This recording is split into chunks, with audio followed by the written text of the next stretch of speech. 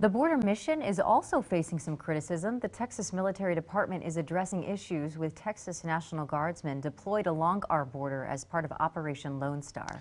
TMD says 81% of payment problems have now been resolved. They also say they're working towards improvements in living conditions, but that could take some time. Maggie Glenn talks exclusively with the commander of the operation and speaks with guardsmen who still want answers about the mission. All along the Rio Grande, beyond border wall construction and on land without any barrier, Texas National Guardsmen are keeping watch. We do have service members occupying security positions. They occupy those as a way of providing a deterrent. The main task for these soldiers is to deter migrants from crossing and communicate with DPS and Border Patrol. Some guardsmen say that's not enough. We spoke with 2 soldiers deployed on the border who asked us to keep their identities hidden. There's nothing productive we're really doing here. We are not apprehending anybody here. Even though the Texas National Guardsmen don't have the authority to physically stop and detain the migrants that they see crossing our border, they are still making an impact. Actually, here at this point was a family group coming across the river, and they had a small baby, a 1-month-old, and they couldn't carry her anymore. They were exhausted, they were drowning. I had to jump down into the river, grab the baby out. Some migrants do surrender themselves, which is when guardsmen radio Border Patrol or DPS to detain them. It's quite frequent.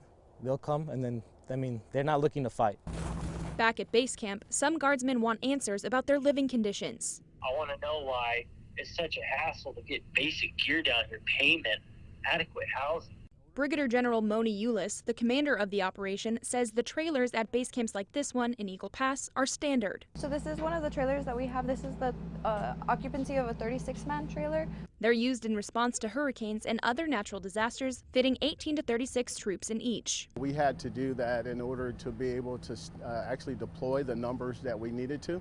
There was not enough hotels in order to be able to place them in. But the length of this mission is much longer than previous deployments. We are in 18-wheeler trailers that are meant for about a week or 2 at the most.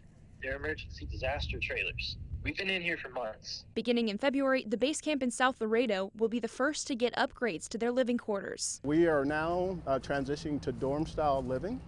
And the dorm-style living will be 4-man rooms. Some Texas Guardsmen with civilian jobs they left behind are frustrated with the length of the mission. We're short-term response.